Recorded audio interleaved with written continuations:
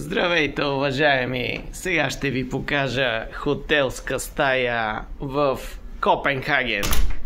Стаята е в хотел 4 звезди, който се намира до централната ЖП гара. Рецепционистката му увери, че стаята е наскоро реновирана.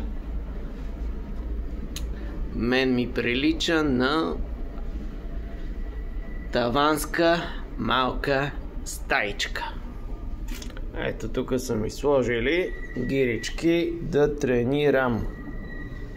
И да видим банята, изпълнена в черно и бяло, класика в жанра, плочки 20 на 20 белички, класически стил, цветовата гама черно и бяло.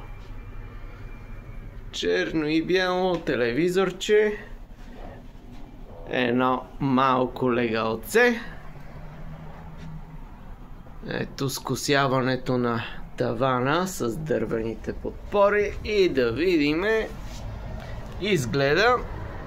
През прозореца виждаме влаковите линии, гарата и ето я централна ЖП гара Копенхаген.